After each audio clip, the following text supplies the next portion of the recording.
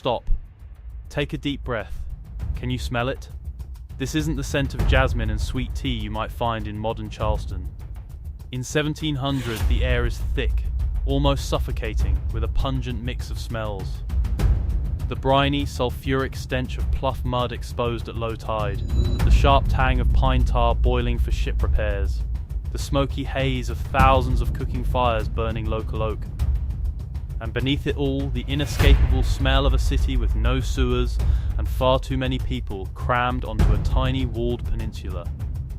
You're standing in the most ambitious and most dangerous English outpost in the New World. Through the power of AI reconstruction based on Edward Crisp's 1711 map and decades of archaeological excavations, we've resurrected the walled city of Charlestown. In this era, the settlement is barely 30 years old, a fragile English toehold on a continent that still feels vast and hostile. This is a place where a man could make a fortune in a single rice harvest, or lose his life to yellow fever in a single night. I am your guide. And today, we aren't just looking at history, we're walking through it. Before we move, look at the ground beneath your feet. There are no paved streets here. You're standing on packed sand, crushed oyster shells, and deep, rutted mud. To our left and right, the geography is completely different from today. Charlestown is a compact, fortified rectangle clinging to the Cooper River. It's a walled city, the only English settlement in North America to be entirely surrounded by fortifications. Walls of brick, timber, and tabby. These defenses aren't decorative, they're a response to constant paranoia. Spanish Florida lies to the south, the French control the Mississippi. And all around us, indigenous nations watch this English expansion with growing alarm. Our route today takes us from the chaos of the Cooper River wharves through the elite world of Broad Street, into the tight alleys where French refugees have settled, and finally to the Western Gate where civilization ends and the wilderness begins. We begin here at the waterfront along the Cooper River. Look at the forest of masts swaying against the humid sky, brigantines, sloops and massive merchant ships that survived the Atlantic crossing. The noise is deafening, the rhythmic thwack of shipwrights' mallets, the screech of iron pulleys, sailors shouting in a dozen different languages. This isn't the peaceful park you see today, it's a frantic, muddy industrial zone where fortunes are made and lost. Notice the specific goods being hauled onto the piers. Stacks of deerskins, thousands of them, still smelling of the forest. This is the city's first great export, a trade stretching hundreds of miles into the interior. Barrels of naval stores, tar, pitch and turpentine from the endless pine forests. And most importantly, look at those bags of rice. What future generations will call Carolina gold. By 1700, rice is already transforming this colony into a global economic powerhouse. But this wealth casts a dark shadow. At these very docks, you see groups of terrified men and women being led off ships in shackles. They're from West Africa and the Caribbean, brought here to clear the swamps and cultivate the rice that will make their masters the richest men in the British Empire. This is the brutal engine of Charlestown, a city built on the intersection of global trade and human bondage. In the centuries to come, these wooden piers will be buried under feet of landfill to create the stone seawall we know today. The physical mud will be erased, but never the historical memory. We leave the docks and walk south toward Granville Bastion. Look up at these walls. Massive brick and timber fortifications guard the city's southeastern corner, built in 1697 to withstand both the salt air and the threat of Spanish invasion. The air here smells of gunpowder and salt. Colonial militia soldiers pace the ramparts, squinting through the haze for enemy sails on the horizon. In 1700, the fear of attack is visceral and daily. Within just 6 years, in September 1706, a combined French and Spanish fleet will assault this city from the sea. These walls are the only thing standing between survival and annihilation. Behind these fortifications, Charlestown feels like a pressure cooker. The walls prevent the city from sprawling outward, so every square inch of land inside is precious. This constraint forces the town to build upward rather than outward, creating the unique vertical architecture that will define Charleston for centuries. As we stand here, a group of exhausted militiamen sharpen their pikes and tend to the great cannons, completely unaware that these defenses will be dismantled after the American Revolution when the city finally pushes beyond these walls. Remarkably, archaeologists have rediscovered sections of Granville Bastion beneath the modern city, and its location is now marked in the historic district. We turn north and walk along the bay, modern East Bay Street. This is the city's front porch, the commercial face it presents to the world. Notice the buildings here, long and narrow, oriented with their gable ends to the street. You're seeing the early forms of what will become the Charleston single house. Why this shape? It's not just style, it's survival. By building one room wide, residents can open windows on both sides to catch the afternoon breeze, often the only relief from suffocating humidity. The street is a chaotic collision of social classes. A wealthy planter in a silk waistcoat, sweat soaking through his linen, steps carefully over horse manure. An enslaved woman in a rough Osnaburg dress carries a basket of blue crabs on her head, her voice rising in a musical street cry that blends English and West African gullah. Taverns are everywhere.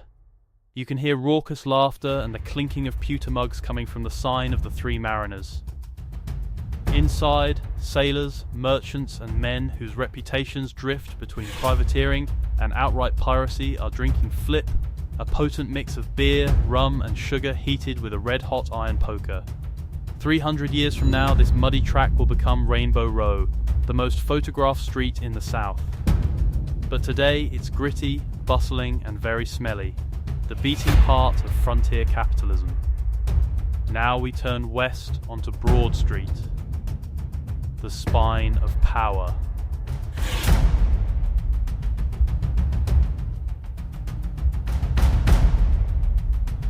As we move away from the waterfront chaos, the atmosphere shifts.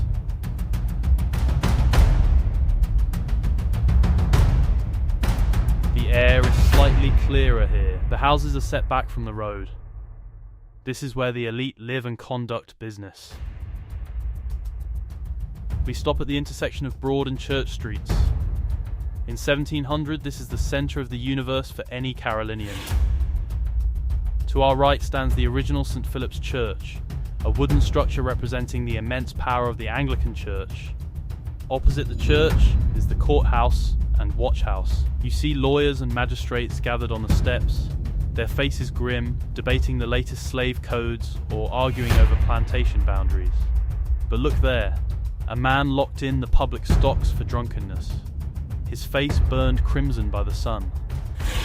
Nearby, a servant is being publicly whipped for theft. The crack of the lash cuts through the humid air.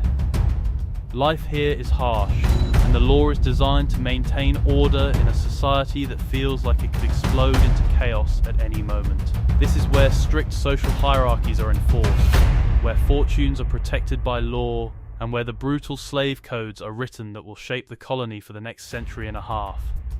Remarkably, Broad Street survives today as Charleston's financial and legal centre, still earning the nickname Charleston's Wall Street.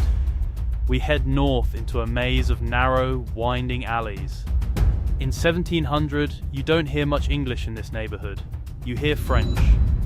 These are the Huguenots, Protestant refugees who fled the persecutions of King Louis Civ. They arrived with nothing but their skills as silversmiths, watchmakers, and merchants. The houses here are smaller, built with European tightness. You see a woman in a modest lace cap hanging laundry across a narrow lane, calling to her neighbour in the melodic cadences of her homeland. You can smell herbs growing in tiny courtyard gardens. Thyme and lavender they brought as seeds from France, trying to recreate the flavours of home in sandy Carolina soil. The Huguenots were initially outsiders, viewed with suspicion by English settlers. But by 1700, they've become the backbone of the city's middle class, bringing continental sophistication and fierce determination to succeed. Their names, Ravenel, Manigault, Huger, will eventually become synonymous with Charleston aristocracy. This neighborhood will survive fires, earthquakes, and hurricanes to become one of the most romantic quarters in modern Charleston. The name French Quarter wasn't coined until 1973, but it honors the very real concentration of refugees who found sanctuary here 3 centuries ago. Look around. Notice something unsettling. Many houses have black creep hanging from their doors.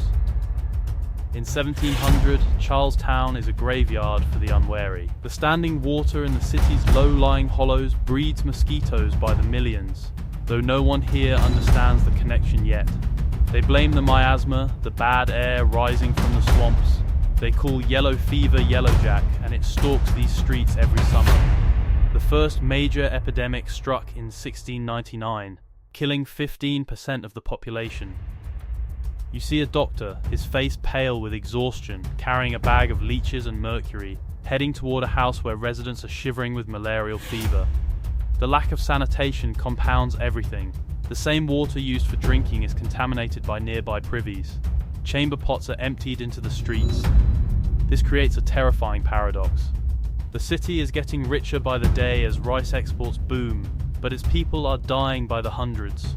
This constant presence of death fuels a live-for-today mentality that drives both the city's legendary hedonism and its desperate hunger for wealth. In the future, modern medicine will drain the swamps and conquer the fevers. But the spectre of disease is essential to understanding what life felt like in 1700. We arrive at the Half Moon Battery at the foot of Broad Street. This curving fortification juts into the Cooper River like a stone fist. Built starting in 1694, this battery protects the city's most valuable asset, its harbour. Thick brick walls rise from the waterline. Cannon barrels point toward open water. Guards watch constantly for Spanish ships. The battery represents survival itself. Without safe anchorage, Charlestown collapses. Ships bring every tool, every weapon, every necessity the colonists need. Lose the harbour, lose everything. By the 1760s, as military threats fade, the battery will be dismantled for commercial development. But remarkably, this is a site you can still visit today. The original brick walls survive in the basement of the old exchange building, preserved exactly where they were built over 3 centuries ago. Our journey reaches its climax at the Western Gate. Here, near the intersection of Broad and Meeting Streets, the city wall rises at its most imposing. A deep moat filled with stagnant, brackish water separates the town from the broad path, modern King Street, the only road leading inland. Look through the gate. The perspective is dizzying. The civilization of Charlestown ends abruptly here. Beyond the drawbridge, the broad path disappears into a cathedral of ancient live oaks draped in ghostly Spanish moss. The sounds change completely. The clamour of the city is replaced by the deep buzzing of cicadas and the occasional cry of a hawk. This is where the Indian trade enters Charlestown. You see a pack train of 50 horses led by a rough trader in buckskins, coming in from weeks in the backcountry. They're laden with deer skins and accompanied by Creek guides. There's a tense mutual respect here. The traders bring iron kettles, knives and rum. They take back the pelts that clothe the elites of Europe. But just beyond that tree line, English power vanishes completely. This gate is a reminder that Charlestown is an island, politically, socially and physically, surrounded by a continent it doesn't yet control. One day these walls will crumble, and the city will expand along this path. But in 1700, this is the frontier of the unknown. Charlestown in 1700 reveals the core identity of this city. It's a place of beautiful contradictions, born from desires for opportunity and built on the brutal reality of slavery. Designed with European elegance and tempered by American grit. Walking these reconstructed streets reminds us that history isn't something found in dusty books. It's a living, breathing environment that shaped how we move and think today. I hope this immersion into the walled city has given you a new perspective on the cobblestones and piazzas of modern Charleston. It's a city that survived fires, wars, earthquakes, and time itself. If you could have stood on Granville Bastion in 1700, watching the sun set over the Ashley River, would you have seen the world-class city it would become? Or just a fragile outpost struggling to survive the night? For now, the map is folding back into the shadows. We're leaving the walls of Charlestown behind, but the compass is in your hands. What city and what year do you want to see resurrected next? Drop your choice in the comments. Your vote determines our next excavation. Subscribe to keep your access to the past. I'm your guide, and the secrets are just beginning to emerge.